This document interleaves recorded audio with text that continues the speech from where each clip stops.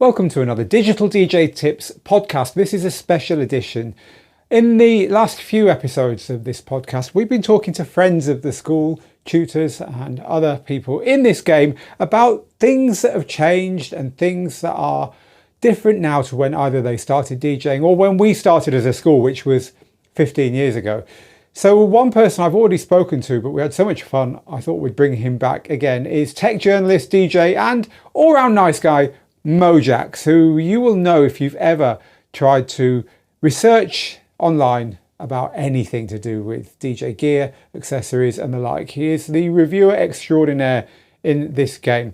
But one of the things Mojaxx gets up to that he also doesn't hide, but you might be surprised to find out from a tech journalist, is DJing with old-fashioned 7-inch singles, playing back to basics DJ sets that are about as far from all the digital bells and whistles that both he and us here at Digital DJ Tips, hey, it's in the name, spend our day jobs talking about teaching and being really involved in. So I thought because we share a passion for this, I would get him on and we would geek out and talk 45s. It was a great conversation. I have to say it was straight after I'd played a gig here in Gibraltar where we're based, and the first gig I'd played in 20 odd years on vinyl, and especially on 7-inch vinyl, probably in 30 years on 7-inch vinyl. I was very excited about it, and Mojaxx knows so much more than me. He's got so much more experience than me in this game that I was treating it as a chance to pick his brain as much for me as for anyone else. So I do apologise if I'm asking questions that make you scratch your head and think, do I really want to know this? But trust me, you do, because Mojaxx has a way of making everything seem exciting and making you want to go and have a go as well. So without any further ado, let's get into the interview that I did on all things 45s with Mojaxx.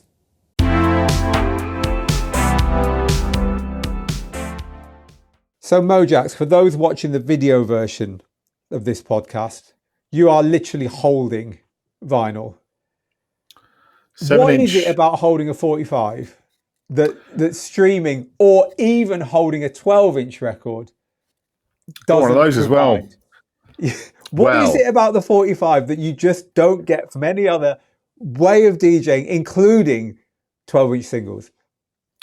Okay, well, firstly, I think there's a couple of things. From a practicality point of view, a bag with 150 7-inch records in there is a lot more portable than a box of 100 12 inches. Like you can carry, I can carry one shoulder bag easily of 7 inches that will last me for like a 4-hour set, no problem. If I want to do that with 12s, that's a big bag or a big flight case. Back in the day, we used to carry proper flight cases with our vinyl in.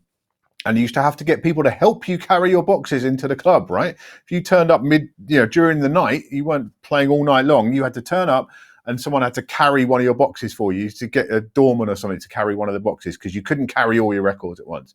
So that practicality point of view, if you want to fly off somewhere and DJ, you can now take 100 7-inches as your hand luggage, easy. Taking 12 inches on a plane is a nightmare. I remember I used to read in the magazines back in the day all about DJs getting their record boxes lost by airlines. That was a whole thing, right? I would never trust my records to the hold of an aircraft and to the baggage handlers. Just wouldn't do it. But that's what you had to do with 12 inches because you couldn't take them on as hand luggage. So that's a whole practicality element of it. You can just have a lot more records in a lot less space and without knackering your back in the way that we used to do as well. I'm getting on now and I don't want to be damaging my back by carrying big bags of 12s around. Then from a kind of creative point of view, there's, again, to split it into two elements. There is the kind of crate digging aspect, which is where you would get DJs on like the New York scene and stuff, the breaks and beats, Breakbeat Lou and people like that. They would get these break beats from these 45s.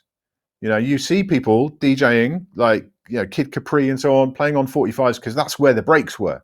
That's where the drum breaks were, was on these little dusty 45s. And they would often get doubles and, cut up the drum breaks and everything else. But they were mostly on 45 because they were records from back in like the late 60s, early 70s when you didn't have 12-inch singles. So those breaks only exist on 45s, or did only exist on 45s. I'm pretty sure you weren't able to buy a 12-inch copy of Incredible Bongo Band, Apache, when it first came out. It was a 7-inch, right? So or it was an album cut, which always, album cuts sound quiet, they sound bad. So yeah, you had a 45 of that. So there's that element of it.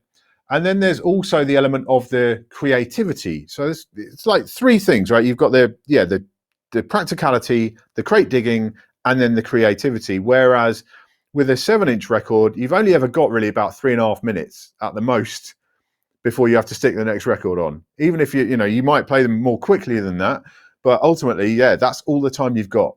And so it's all killer, no filler. There's no extended bongo loop goes on for 4 minutes in the middle of the track. It's just that impact of that one record, and then 3.5 minutes later it's done. You have to play another record. And so that is an element of kind of creativity through restriction, if you like. You can't, if you want a record to go on longer, you need 2 copies of it. You have to play 2 copies. And then, okay, the fourth, there's a fourth, which is, it's really quite difficult to play on 45s by comparison because they're spinning that bit faster. So scratching and everything else is a little bit different. There's the element of, if you've got the large hole 45s, you need good adapters. Otherwise, they're going to jump out and skip and go all over the place. And it's just a little bit more tricky than playing on 12s. Just a little bit, not a lot. Playing on 12 inches is still quite a difficult thing to do. But yeah, it's just a little bit more tricky than that. They're more difficult to kind of handle in the mix. And so all of these elements come together and make it just fun, just a fun thing to do. And that's, when I'm playing vinyl, I'm doing it for fun. And that's what 45s deliver for me. So you've probably answered my next question, which is, here we are, 2 digital DJ journalists and a tutor in my case, but we both love 45s. And the contradiction there is that in my view, it brings a level of difficulty and also, as you say, a level of restriction back to DJing, which makes it challenging and therefore engaging again for people who otherwise might be a little bit jaded by how easy it's all become. Does that kind of sound about fair? I think, for me, I mean, I miss my technology when I'm playing on 45s. I miss the fact I don't have stems. For a start, like I want to make an a cappella out on this. Oh, I can't do it because it's a record, all this kind of. So I do miss that in a lot of respects. But again, it's that creativity through restriction. I've only got what's in this bag, Whereas when I DJ digitally, I have, obviously I use beat source streaming. I've got a massive library in my laptop. I've got access to all this music in the world, but when someone comes and requests something and I'm playing on 45s, if it's not in this bag, you're not having it, love. That's not happening. And that's great in a way as well. That kind of brings a bit of power back to the DJ in some respects. I've got what's in this bag and that's all I got. If you want anything else, tough, because that's all I got. And people are used to this thing of DJs being able to play basically anything they want. Anyone who works in a kind of commercial, bar or club environment, people expect you to have access to the internet and to be able to play any record that they want you to play.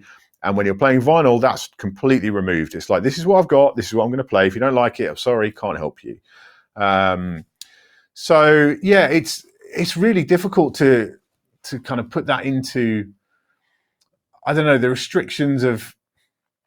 I've lost my train of thought. Sorry. Well, I think you've nailed it. It's the restriction. It's the hunt for the tracks, which you don't get otherwise, and it is the elevated skill level just to get to acceptable, really, which makes it engaging in a way that's certainly how I mean, I recently played a DJ set on some old Columbia copies, Stockio turntables, with the mixer that they sold, which is literally 2 up faders. Even there's not even any cue buttons because the left hand deck comes out the left hand headphone and the right hand deck comes out the right hand headphone.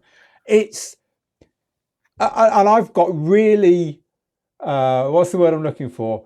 Not revolutionary. Really, I don't want anything more than that. Now it's been pulled down to something as simple as that. I'm actually like, no, I want to stick with this because it's so ridiculously hard to DJ on and so ridiculously simple that there's something really just fun about that.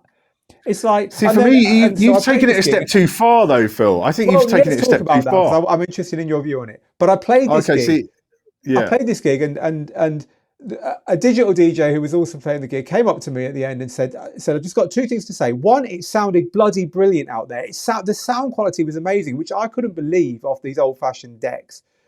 He said it just sounded so bloody nice. But then he also said, I haven't got a clue how you managed to do what you did. Now, I was not doing anything complicated, trust me. But my question is, and the point you're about to raise, I think I agree with. Does anyone actually care? And is there any benefit to putting yourself through that? I haven't really got the answers to that. Wow. Okay. I mean, yeah. Firstly, I'll circle back. Does anyone care? That's a good question, and I will come to that. But I do think you took it too far. I think using that mixer is a nightmare, and I would It's not want to do terrible. that. It's Like terrible. when I play on 45s, I need echo and reverb to make it clean. I need to be able to echo stuff out, and I need to be able to, because I'm not a crazy turntablist, so I can't like scratch everything in perfectly. I need ways to make things flow, and that does rely on some modern tools for me as part of that experience. So if I had to play on that setup you played on, I would not like that at all. It's kind of wedding Like recent, DJ. yeah, It's kind of wedding yeah, DJ-ish. You just have to get the timing right. That's pretty much the only yeah. tool you've got.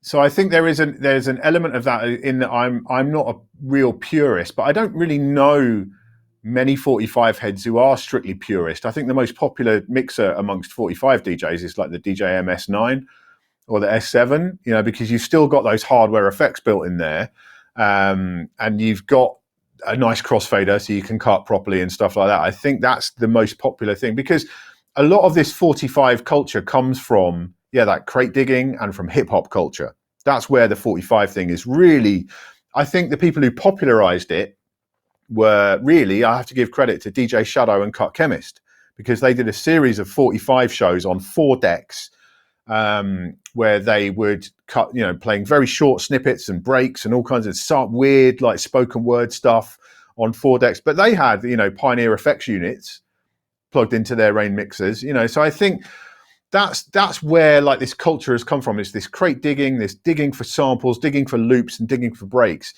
And so I think a lot of the 45 heads, there are a lot who will do that kind of Northern Soul or wedding DJ style, where it's like one record, then the next record. And that is a thing that does exist. But I think most of the DJs in this 45 scene are coming from that hip hop kind of culture. And Interesting. I Yeah. think I think that's where, for me, that's a step too far, because recently I did a 45 set at a local venue, crossed wires. I thought they had a Pioneer DJM, like a 900 or something.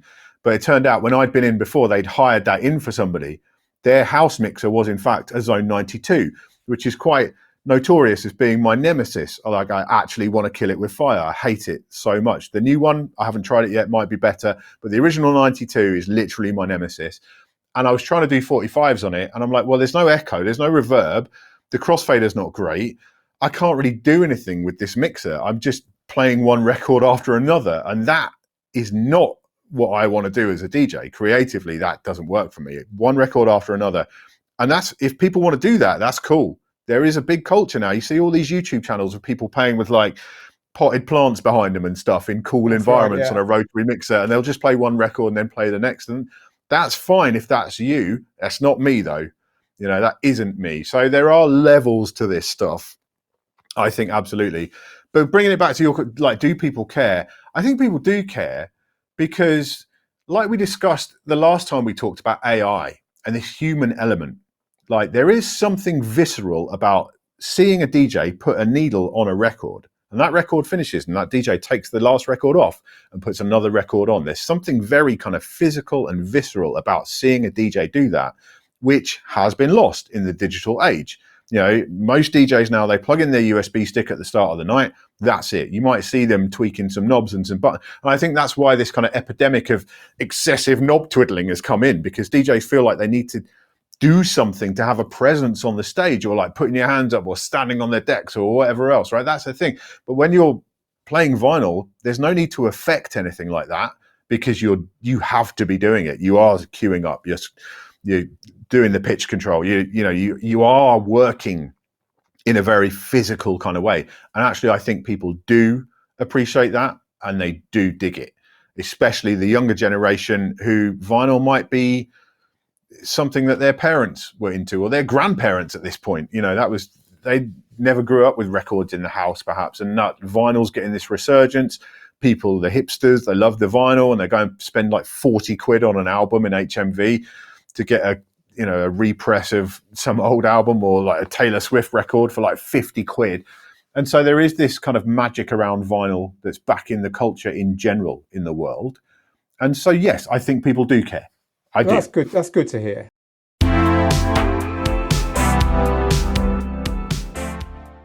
So people are getting back into it. It is a thing right now.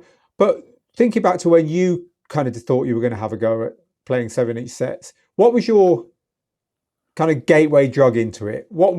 Firstly, when was it? And then what made you think, you know what, I'm going to do this slightly counterintuitive thing here and start playing on 7 inches and playing out like this? It was the mid 2010s, so probably about getting on for 10 years ago. It was either like 2013 or 2015, somewhere around that. And it was two things that I saw. I saw DJ Shadow Uncut Chemist. I think it was the Brain Freeze video of them doing their 45 tour thing. And then I saw the DJ Sounds show from Pioneer, which has just been revived, I believe, on YouTube. Kenny Dope did it from Masters at Work, did a set on there, and he played all 45s. And the beginning was kind of this, down-tempo Kenny Dope stuff that you might expect. And then the second half, he went into classic house on 7-inch. Like, proper classic Masters at Work vibes, but on 7-inch. And I was like, well, hang on a minute. I have a lot of that, because one of the things that makes us unique here in the UK, and it's all down to Woolworths, the store known as Woolworths, which people outside the UK might have a different impression of what Woolworths was. But in the 90s, Woolworths was generally where you bought your records in the average UK high street. And they didn't carry 12 inches, they carried 7s. So you would go in, I would go in as a budding young DJ in 1992, 1993. And I would go in and I would buy records from the top 40 for like £2 each or whatever they were on 7-inch. And that was like the predominant format. I think America dropped singles super quick compared to the UK. Like, we were always a singles culture. We would buy singles all the time. Whereas in America, they would buy albums a lot more, and singles kind of fell out of the high street stores. But in the UK, right through the 90s, we were still buying singles all the time. So I would go in on an average Saturday with my pocket money or whatever I'd earned from DJing that weekend, and I would buy all this rave stuff on 45, like SL2, The Prodigy, things like that, all on 7-inch vinyl, which were never released in the US on 7-inch. They just weren't, right? It wasn't a thing. But over here, all of this early house, early 90s, black box, technotronic, this European kind of dance stuff, all of that was on 7-inch vinyl in Woolworths and other stores in the UK. And so I had quite a collection of this stuff on 7-inch already. And I thought, Kenny Dope is playing all this old house stuff. Why don't I do a thing called House on 45? So I get all these 90s dance records. I know I have lots of them already, and I know there's more out there, and I can pick them up for like £1 each. They're not in high demand. They're just cheap. And so that was my intention, was to play house on 45 or like rave stuff on 45. That was my whole plan. That was how I was going to set myself apart. I still have the Facebook page. I did have the URL for a while of House on 45. Like, that was going to be my thing. That was my project. I was going to break through by doing that. But then once you pop, you can't stop, because then you go and you're digging for the rave stuff and you're like, oh, there's this hip hop record on 7. Oh, there's this funk record on 7 that I never had. Oh, there's this disco stuff. Oh, there's this and this and this and this. And then before you know it, you're just playing everything on 45. And that's how it goes. So that was my evolution. It was seeing that Kenny Dope set in particular, and that got taken down, I think, for copyright, but now it's back. Like, someone's re-uploaded it, so you can go watch it on YouTube now. Kenny Dope and the DJ Sound show, and it was, it wasn't even that spectacular a set. I mean, it's Kenny Dope, he's great, right? But it was just that flicked the switch in my head, But I'd already done 7-inch stuff before that. Like, before I started making tech videos, I started a YouTube channel, and it was Mojaxx TV, and I started off just doing mixes. And I think my third or fourth mix was a 7-inch vinyl mix, because I had a big collection of sevens. I actually, this is the weird part, in, again, sort of mid-90s, late 90s, I used to DJ a lot for this youth club where I lived in Bognor Regis called the 39 Club, and they had no money, like no budget to pay us to DJ, me and my mates to DJ these parties for them. But what they did have was a massive, one of those old school, like ADA cases, like with about 800 7-inches in it, that some mobile DJ had just like left there like 20 years before. It was all like 80s and 70s and all this kind of stuff. And I said, like, look, we'll do like 5 gigs for you. Give us that box of records. And that's what, so I had this fairly sizable collection of 45s already. And so, yeah, it was just an evolution from there. I like started pulling out the stuff that I had in the collection, and then I started buying more. And Discogs, you know, I'm sure you yourself, I've heard you talk about Discogs and how you're just going in on Discogs.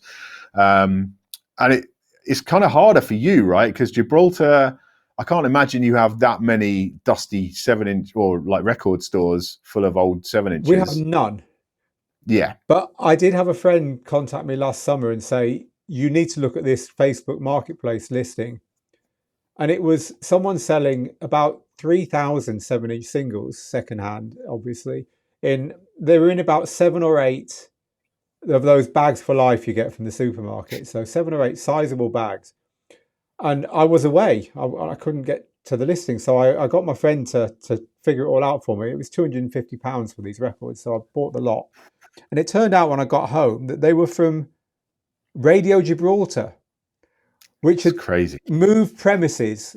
It moved out of its dusty old studios to a new one. And part of what they wanted to get rid of was these old records. Now, it was, the collection had been cut by other people before I got to it. Let's just put it this way. There were 10 Cliff Richard songs for every Elvis track that was left in it. But nonetheless, having spent my 200 quid and spent a whole month sifting through them all, I came out with a base collection, because I had none. I came up with a base collection of about 150 that I thought, well, they're all weirdly from the early to mid 80s, at about 150. And since then, I have, as you said, been on Discogs. And you soon learn to navigate these sites, don't you? You soon learn to click on the link that says also has 10 other tracks that you want. Yes, yeah. That's the only way to buy on Discogs. Yeah, you have to combine that postage, otherwise it's not worth it. You do, yeah, and then I'm treating myself once a month to something I really want, like an original Kate Bush Running Up That Hill 7-inch or something that's going to cost me a tenner, but hey, you only live once. So it is difficult, and it's also, as a DJ journalist, which is of course how we started talking about this, you would think that people like you and I were moving away from this kind of thing. It's just relaxation. It's just something that is the opposite of the day job kind of thing. And I find that really refreshing. Yeah, it is. I mean, you do get, as much as I love all the technology we play with, you do get lost in it sometimes. And there is a purity to just putting a needle on a record and just playing a record. You know, there are lots of, I've found myself over the past 15, 20 years or like kind of disengaging from music. Like music's been very much just a tool for me. You know, it's something that I use to DJ with. And when I listen to things, I don't listen to music very much actually at all. I listen to podcasts and I have YouTube on in the background constantly. And I don't really listen to music. And I've made a conscious effort recently, and this is the next big format switch, little spoiler alert, mini disc. I'm going mini disc next. And I've been putting you accused me of going a bit too far earlier, but come on. Well, yeah, I've been putting DJ mixes, you know, classic mix CDs. I've been recording those to mini disc, and then I just leave the house with this portable mini disc with one mix on it, and I have to listen to that mix from beginning to end. And I'm actually re-engaging with music in a very different way. And playing vinyl is it's just another way to really engage with the music. You put that record on, and there's no like shuffle mode and going through a playlist and just letting it play. You have to deliberately, it's the act of putting a record on and listening to that record. And that is something that's helped me to re-engage with music recently. I'm doing it more with the mini disc now, but yeah, the 7-inches, the vinyl in general, that whole thing of getting up and turning the record over on an LP I don't really have any LPs. My whole life consists of singles. I'm a singles guy. I just always have been. Even I don't own a lot of albums in general. But yeah, it's a different way of engaging with records, and I think that's kind of important because you can get lost. It's great to have access to all the music in the world. I love that. I'm so grateful that I have that. But sometimes the tyranny of choice. There's too much to listen to. So that brings me on to the next thing that appeals to me about it. And this is, you mentioned it earlier, the kind of Northern Soul thing. So for people who don't understand what we mean by Northern Soul, it was a scene in the UK where imported records had a second life in the north of England. And so records from 10 years earlier, we're talking in the 70s now, but records from the 60s, 3-minute pop singles from girl groups and manufactured bands, really, but with very high musicianship and so on. But dance songs from the 60s had a whole new lease of life. And to my knowledge, it was mainly the northern clubs in England where it happened. Certainly happened around my way, in Manchester and Wigan especially, where the DJs were collecting these songs from scenes that had gone. The scene itself never really existed, but they were collecting these songs from eras gone by that no longer... So the music available to them in its whole was finite. That was the whole thing. So obviously the really hard to find songs became and the DJs that had them would get the queues around the block to hear them and dance to them. And the point I'm trying to make here is there's something about DJing with 7-inch singles, which is you're dipping into a culture that's happened. You're dipping into something that doesn't happen anymore. You can still buy the odd 7-inch single, of course you can, but really it's over. I find that quite appealing. I find that quite appealing that you're curating your route through something which has been and gone, if you like. Is there an element of that in it for you as well? There is. I mean, there is a lot of new stuff coming out on 7 all the time. Like I check Juno every day. Other record stores are available, but I check them every day to see what's new.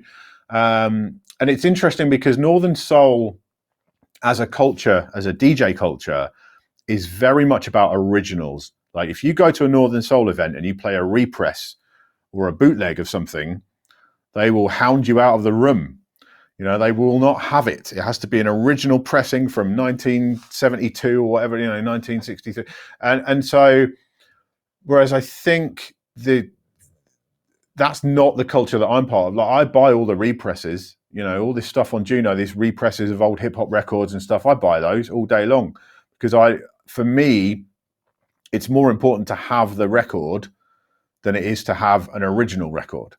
Yes. I approach this as a DJ, as someone who wants to play the records that I want to play. And if that record is a repress, if it's a bootleg, I don't care. As long as I have that record in my arsenal to play, then I'm not fussed. And that Northern Soul thing is very particular about originals. So yeah, that's an element of it. But no, I appreciate that there is great new music coming out on 7 a lot of the time. There's not that much, perhaps, compared to... I think there probably is more on 7 now than there is on 12 almost. 12 inches releases are very restricted to like disco, like new disco and like techno, deep house and certain genres. But on 7-inch, you get all these genres releasing on 7-inch. I bought like Chapel Roan records and Dua Lipa records on 7-inch of late. So that's an interesting point you make there. And, you're educating me as much as anything here.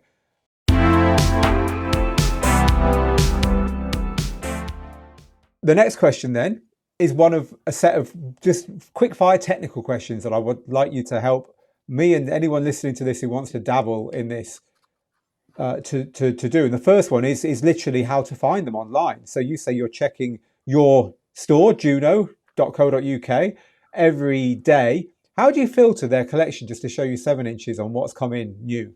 You literally just go new releases, today's new releases, and then click on 7-inch. Simple as that. And it'll just bring it up. That's, to be honest, and as I'm not bigging up Juno over other online stores. There are other ones, but that's one of the factors with Juno is you can easily filter down to 7 inches only. Yes. That's very simple to do. And like that, not every store gets that right. And it's I don't want to wade through pages and pages of 12-inch vinyl to find the 7s. I just want to find the 7s straight away.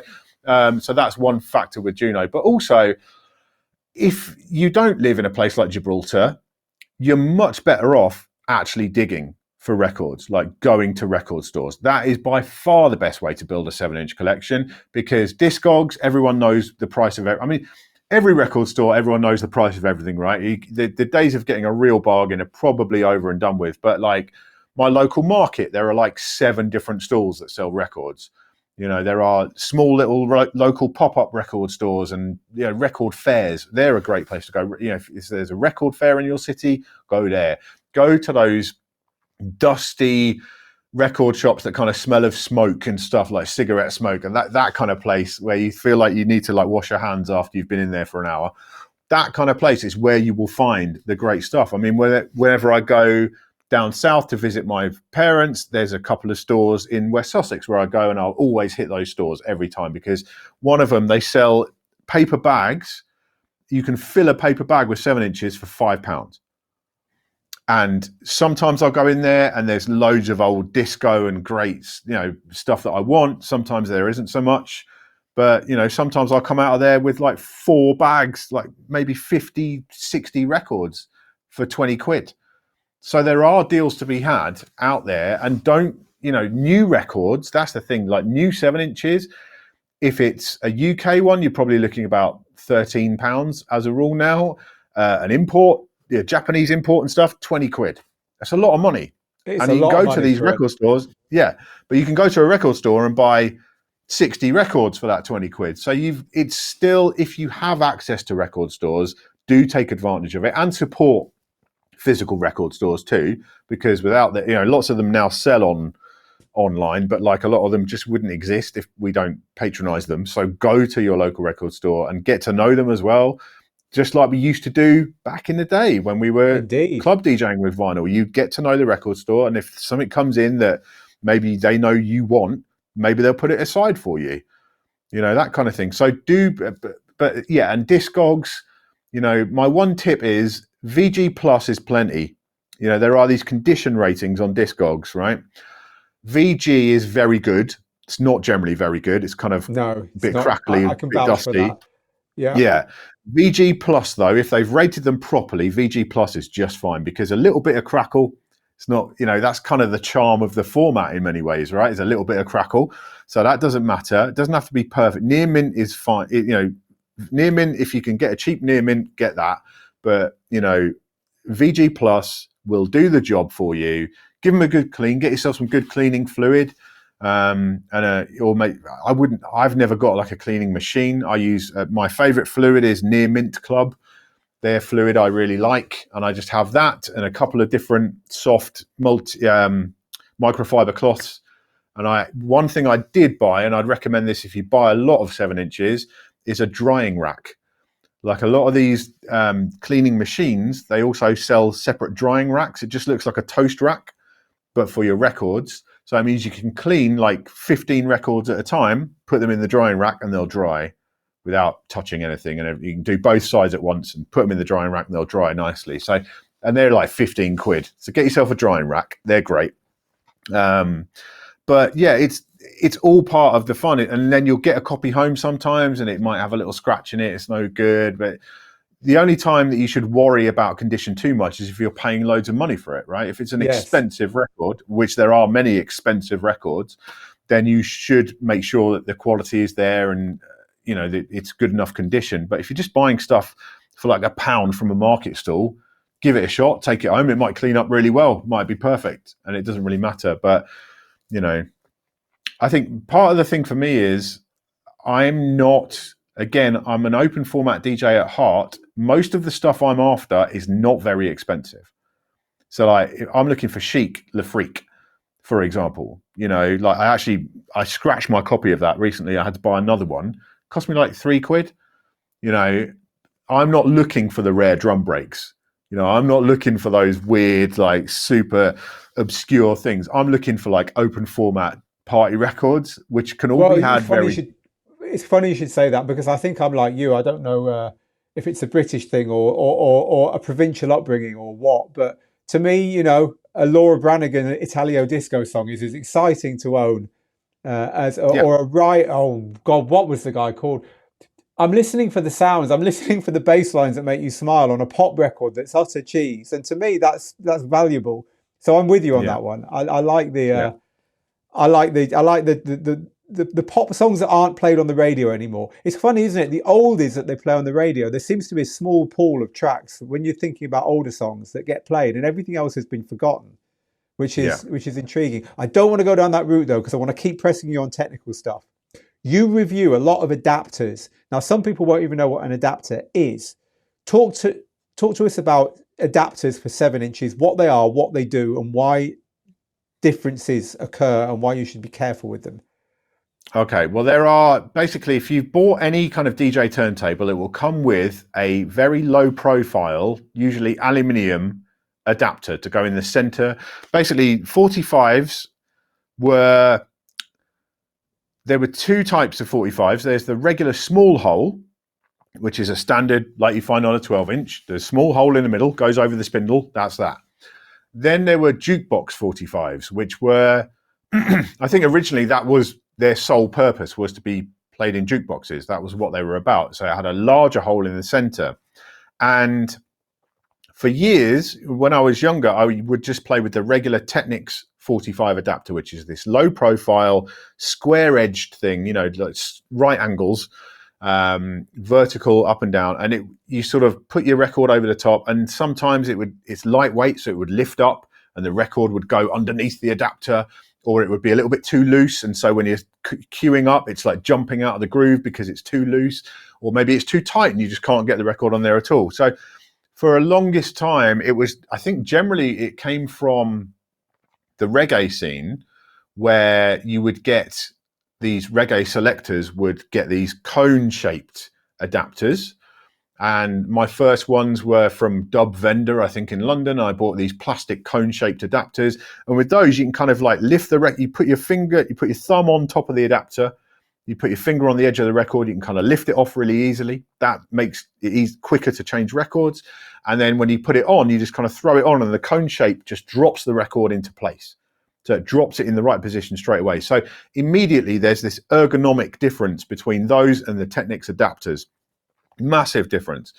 But then that's evolved over time, and now you have that kind of cone shape adapter in brass or in stainless steel, and they weigh like 40 grams or something. They're not heavy, so it's much more difficult to get the record to slide underneath them or anything else like that, and it adds this extra stability having the weight there. And then there was I don't want to credit the wrong people, but I'm pretty sure that the innovator of this was this Syd Def Jam, SYD Def Jam from Sydney, that's why it's SYD, who came out with these adapters which had an O-ring, like a rubber O-ring around the edge, and you put the record on first, then you put the adapter on top. And that rubber O-ring took the weight of this stainless steel adapter, pressing down slightly onto the record, so it kind of clamps it into place. It's a similar idea to what you get with record clamps and record weights in general. I have a Master Sounds one here in the studio, where people playing 12 inches will put these weights on their records to stabilize it and keep it in place. So it's basically a 45 adapter, but also a clamp at the same time, which really stabilizes this very lightweight record and just gives it that little bit of extra heft and just clamps it down. So those are and there are other brands who make, I think you can't get those Syd Def Jam ones anymore, but there's Sure Shot in Poland make a similar concept, where you've got the O-ring around the outside. There are loads of different ones. I generally carry at least two sets. I will carry a pair of Syd Def Jam, and I'll also carry a pair, I don't think he makes them anymore, but there was a guy here in the Northeast who was making 316, they were called, because they were made of 316 stainless steel or whatever. And they're just like the more cone shaped, but again, very heavy metal adapters. I carry both because some records with the large hole, that large hole is a little bit undersized. Some it's a little bit bigger, so they're a bit wobbly. So I carry at least two pairs. So whatever this record is that I'm putting on the deck, I will have a suitable adapter for it to keep it locked into place. It's just crucial.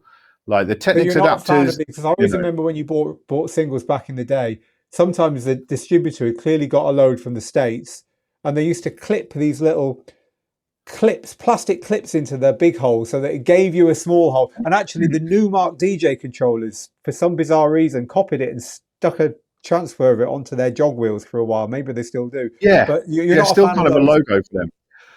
When I started this whole resurgence into the 45 world, I actually went down that route. I bought like 100 of those, and I started putting them in all my records because I didn't know about good adapters. And I thought, well, I'll just use those. I'll put those little plastic inserts in and use those. That'll be better. And then I realized that there were better adapters out there, and it's actually much easier than having those little plastic things in there. So yeah, they do that job okay, but they're not as good as a good heavyweight adapter. Teruya from Japan were like the kind of leaders in this resurgent 45 scene of doing those metal adapters, and everyone copies everyone else. But yeah, there's lots of, just get yourself a couple of decent metal pairs of adapters and you're kind of good to go, really. But that's the thing. The other thing on a technical level that I will shout out, and not everyone follows this route, your slip mats are crucial. Absolutely crucial. Some people swear by, and this is an odd thing, like quite a few years ago, Serato did a set of control records with Jay Dilla, and it was like Donut Shop or something, and they had, so it came with the control records and it came with a pair of slip mats. And DJ Coco, who is universally, I think, renowned as probably the greatest 45 DJ alive today from Japan, he uses those particular slip mats. And I know Mr. Thing from the UK also uses those slip mats. So there are certain slip mats that have that kind of combination of grip and slippiness, where they'll grip onto the record, but they'll also be slippy enough to cut with. And they will use those. I personally much more favor the Dr. Suzuki Donuts, which are, for me, the greatest invention ever. I don't think I have any in this room, actually. I do have the cutting donut. No, I don't have any at all. But they are basically, it's a regular 7-inch slip mat, but the edge section, so like maybe an inch circle around the outside, is slightly raised up. And that makes the record kind of sit into the slip mat a little bit. So it kind of drops into the slip mat slightly, and it just gives it that stability. If you're slightly warped, slightly dished, or whatever else, it gives that extra stability to the record. And they are currently unavailable. But if you can find, Dr. Suzuki Donuts, those were game changers for me. Absolute game changers. There's another factor. This is proper nerdy, but some people swear by, like me, I have Dr. Suzuki Donuts. Underneath, I have 7-inch butter rugs to make the slippiness. And that's it. So I have the outer edge of my turntable, there's nothing on it. You can see the holes on a Technics platter. Some people don't like that. They like a 12-inch slip mat underneath their 7-inch slip mat, or just a 12-inch slip mat in general. I think my guy Smooth from Smooth and Terrell here in the UK, he swears by having a full 12-inch slip mat because he's terrified that after a few beers, he's going to drop the needle into that hole on the Technics platter. He's going to wreck his needle. I don't drink when I DJ, so it's not a factor for me, but I understand that fear. But yeah, so you've got to kind of experiment with what works best for you. For me, I like just having a 7-inch slip mat with nothing around the outside.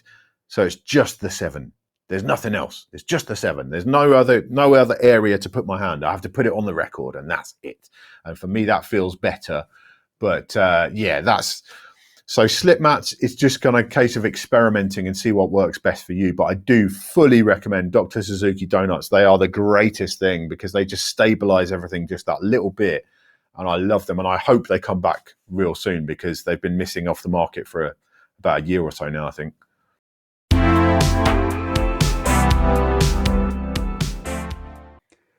So let's move on to music. So when it comes to organizing your music, how do you do it in your box for a gig? Do you do it in BPM order? Do you do it in A to Z? Do you do it in early, middle, late sets? Do you do it just chuck them in and hope for the best? There's only a few anyway, so who cares? What's your approach?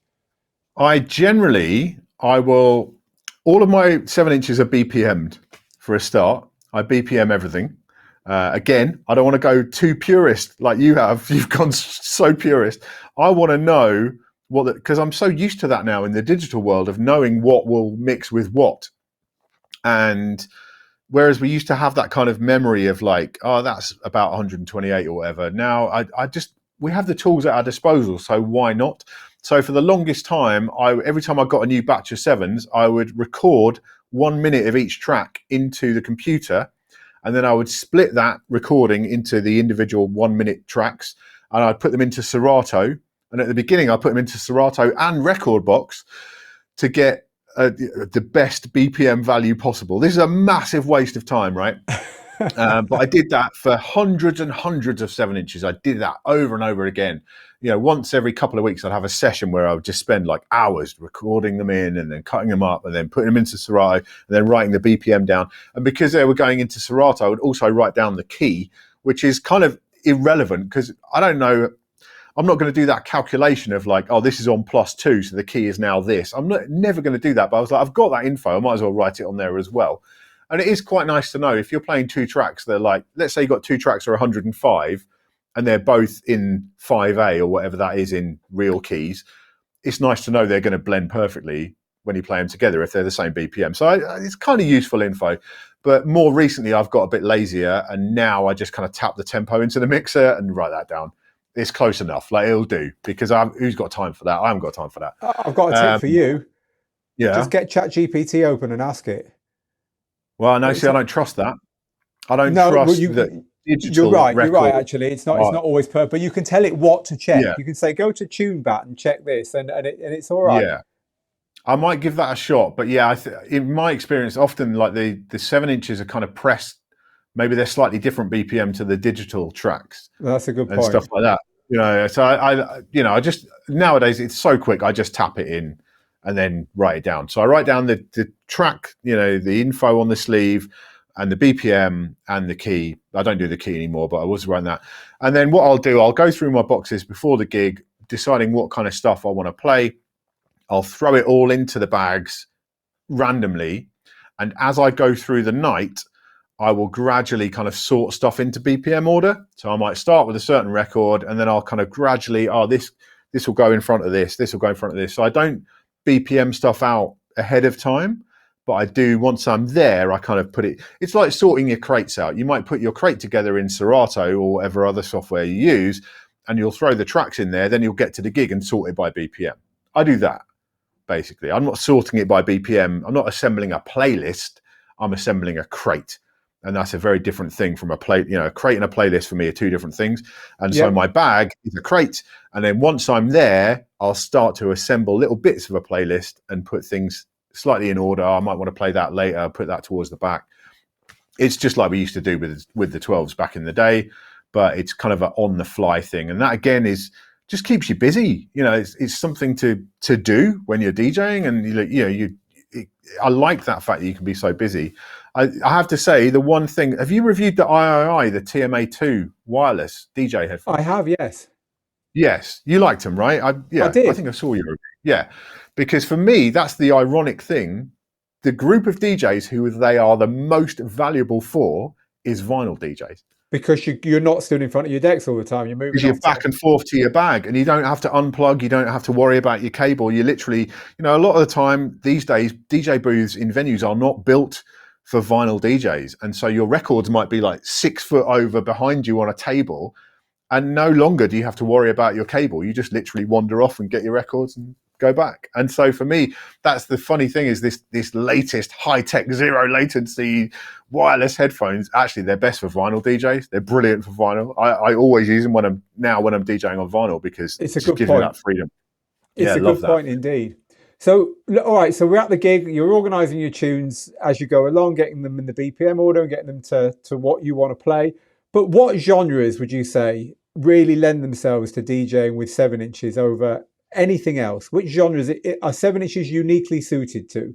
I think, well, there's funk and soul and that kind of stuff, and those rarer breaks and that kind of stuff. That's very much hip hop in a lot of ways. I mean, that's the thing. This is why like house and stuff is not generally that popular. New disco, all these really popular sounds right now, they're not really suited to 7s, because for those you do want longer blends. You want to play stuff for a little bit longer and let it breathe in the mix and everything else. There's a reason that disco 12 inches became a thing in the late 70s, is because that's what the music lent itself to. So more kind of short, sharp, impactful records like funk and and soul and that kind of stuff work really well on 7-inch. As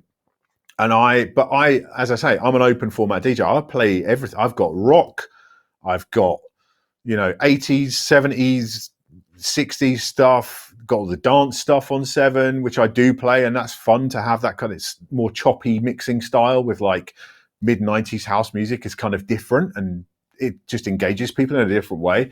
But yeah, ultimately, anything that's all about that big impact, those short records, that's where 7 inches really shine for a lot of people. And yeah, it's always fun to play stuff that doesn't feel quite natural on a 7-inch. That's a fun thing to do as well. But yeah, ultimately, the best bang for your buck is those big banger records that just kick off 100%. And what about B-sides? Because of course this is something that doesn't exist anymore, but when you're playing physical music, there's always something on the flip. Any discoveries, any favorites, anything that springs to mind? Not especially. I mean, that's the thing. A lot of the time back in the day, it was just a filler track on the B-side, right? I mean, these days, if you're buying a new, or an instrumental or something, and these days, if you're buying a new 7-inch, usually they're double, you get something great on both sides. I'm thinking of labels like, Battle Weapons and Dusty Donuts and things like that, which are really big in the 45 scene. Those, and Jim Sharp Records and things like that. They've always got 2 great tracks on both sides. And I think it's interesting because a lot of DJs will play doubles. A lot of 45 DJs will play doubles. They'll do juggling, or they'll, extend tracks or whatever else with doubles. For me, I'd always rather have 2 different records than doubles of 1 record. Because I'd rather have more tracks to choose from in my library. So yeah, a lot of the time. But the older stuff, like the 80s and that, often, I mean, there's a label you'll find if you go around digging called like Old Gold, and I think it was like a sub label of. I remember Warner Old Gold. like Yeah, that. they used to be able right? to get them by mail order. They used to have big, long adverts in the classifieds at the back of. Yeah, that's right. And so I've got quite a few of those. They're often double bangers. I got one of my, with the request thing with the 45s, right? It's great to be able to say no. But sometimes somebody will ask for a record and you're like, oh, I wish I had that. I really do. And I was playing at one event and this woman came up and she was asked me for Billy Ocean, Red Light Spells Danger, which is a great record. And I'm like, I would love to play that for you. I don't have it. And it was perfect fit as well. It would have gone really well. It was a perfect fit. I'm sorry, I don't have it. And then like half an hour later, I was digging through and I pulled out Love Really Hurts Without You, and I was going to play that. And I realized on the flip side was Red Light Spells Danger. And so I was able to, out of nowhere, drop it in. And this woman and her mates went crazy. And I was like, this is what it's all about. Like, this is fantastic. So yeah, don't overlook the B-sides. But as I say, I can't think of that many older records in my collection where I have both tracks BPM'd, for example. A lot of the time, I think, this is for me going through Radio Gibraltar's old records, quite often the rubbish follow-up single, they just stick the one that was a hit earlier on the B-side to try and shift a few more of them. So quite often I found the track I really wanted was the B-side, purely from a commercial point of view. So that's sometimes the case too. So how do you and I and our ilk, and I'm going to ask you about anyone else who might surprise people in a minute, is into 7 inches, but how do we inspire new DJs, younger DJs, to play with this without seeming like we're stuck in the past? Well, I think I don't even think it's down to us. I think there's plenty of other people already representing this culture out there who do it far more proficiently than we do. I haven't heard you play 45s, but no, I'm all right. You can tar me with that brush. I'm not bad, but I'm not on the level of people like Jazzy Jeff, who's out there doing 45 sets. I mean, DJ Coco is, he's on a pedestal. He is the greatest 45 DJ alive. He is incredibly skilled. If he is ever in your part of the world and you've had any interest in playing 45s, go and watch DJ Coco. He is the greatest. He's just so skilled and talented. People like Scratch Bastard as well out there doing 45s on a regular basis. There are so many. It's not our job to represent this culture, because there are plenty of other people doing it way better than us. It's great that we can, and I've done many videos about 45 stuff in the past, and I'm sure there will be more, but like fundamentally seeing somebody rock 45s in an incredible way, there are other people doing that for us. There's plenty of people doing that. Mr. Thing, I could really, Andy Smith, there are countless DJs who rock it on 45s. Is there anyone else who shares a secret obsession with 45s that you can think of that might surprise people? I actually can't, but I don't think anyone's keeping it a secret at all these days. That's the thing. Like, I think everyone, it is such a cool part of the culture, and like it is getting a lot of love from people. There's nothing to be ashamed about loving 45. So I think everyone's out there and everyone's on. If you're into 45s, why wouldn't you show your love for it? It's a cool thing, as well as being a cool thing. Like there's nothing uncool about 45s. There's nothing geeky about it or anything like that. As I say, there are incredibly skilled technical DJs representing it. I don't think there's anyone I know of who's not in that scene, visible to the world, because why wouldn't you be? It's something to be. I mean, that's kind of why I love it. It's like, it's a subculture within DJing. DJing itself is a subculture, and there's a further subculture of 45 heads. And all respect to, people like Mark Hype in Germany, kind of spearheading the movement there. I'll give a shout out to Christos from 45 Day here in the UK, who is really pushing the culture, doing events all over the country and all over Europe as well. And he has like streams and podcasts and YouTube videos and all this kind of stuff. So salute to him every time as well. Like, there are lots of people, and go to the US, you've got people like Shortcut and the Beat Junkies guys. They're all doing 45s, and it's like you feel connected to other 45 DJs. Like every time I go to the NAMM show, I end up coming back with some 45s. Like DJ AL, I bought a bunch of 45s off him on the NAMM show floor. He just had them in his backpack. I was like, yeah, I'll take some of those. Let's go. Like, here's some money. And it's like, it is a small, you feel part of a community when you play 45s. And I think if you do want to play 45s, get involved, in that community, get in the Facebook groups. It's like the 45 Kings and places like that on Facebook. There's lots of great places to be a part of this community, and just get involved in it, because it's mostly, I'll be honest, it's mostly older people.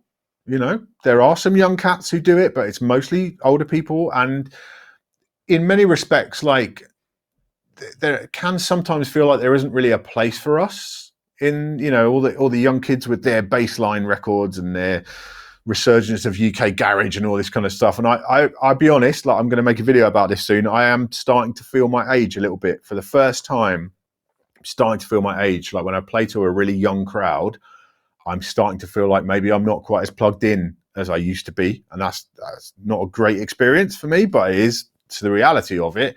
But when I'm with the 45 heads, we're all on the same page musically. Yeah. Like, we all appreciate music from across the decades. And, that's I think the beautiful thing about 45 culture is, it's not about the very latest and greatest. It's about classics. It's about new stuff as well. There's all this culture there. The Allergies, people like that, are still making great records that are like purpose built for 45s, So yeah, it's a great culture to be a part of. It's very welcoming. It's very open, and it's not so big. It's a niche, but it's not like a giant niche, where you can get to know most of the people in your country who play 45s pretty easily. You'll come across them. I certainly could in this country, because I think I already you. do. So my final question is the hardest one, and I don't want you to think too hard about this. We won't judge you or define you forevermore. But if you could only keep 5 of those 45s that you've got there, what would you keep and why? Gosh, okay. It's kind of, this is the whole thing. My purchasing is basically just records that I would play on digital as well. So it's Michael Jackson Off the Wall, which is, for me, like an ender of a night always. That's a beautiful night ender always. And it would be probably my copy of Brown Paper Bag by Ronnie Size, because that came out on a UK jukebox pressing, and I didn't even know that was on a 7-inch, so there we go. Yeah. If you're into UK jukebox pressings and Italian jukebox pressings, If you want 90s dance stuff, that's where you find it. And that hasn't been bootlegged. See, I would have said Armand Van Helden, You Don't Know Me, but that's been bootlegged since. So everyone's got that now. But like Ronnie Size Brown Paper Bag, Off the Wall. I mean, it's just going to be the records that I play the most. Paul Simon, You Can Call Me Al. Always play that record. It goes off every time. Stevie Nicks, 17, that one. There's been a horrible like dance remake of that recently, but I was playing that on 7 for years and years and years. And probably something hip hop. So I think probably Naughty by Nature, OPP. I still have my original 7-inch picture disc of that with the Naughty by Nature logo on it. Love that record. Yeah, and something from like The Prodigy or something like that, probably Out of Space, I would think, because that kind of covers all the areas of my 45 sets. And you slipped an extra one in there as well, so good on you. Oh, I thought I'd lost count there. Perfect. Well, it's been refreshing to talk about something that doesn't really touch on anything we do in our day jobs. So thank you very much for your time sharing your 45 journey so far. Always but a culture for the over 45s, it does seem. So there we go. Yeah, but if you're under 45, don't be afraid of it. It's very welcoming. And I have come across some young cats who are doing great stuff in the 45 scene. I'm not saying it's not exclusively old folks like us, but like if you are feeling a little bit out of touch with what's going on, then maybe the 45 scene could be a place for you to get involved and just feel part of that community again of DJs. Because in this internet age, it can be a bit impersonal sometimes. Yeah. Well, as you say, we're not getting any younger, but it's always good to connect to what's always been there since before we were born. 1949, I looked it up. That was apparently the first ever 7-inch pressing. So there we go. It's been around longer than either of us. So thanks again, Mojaxx, for sharing your wisdom and experience. My pleasure. Thanks for having me. Take care, mate.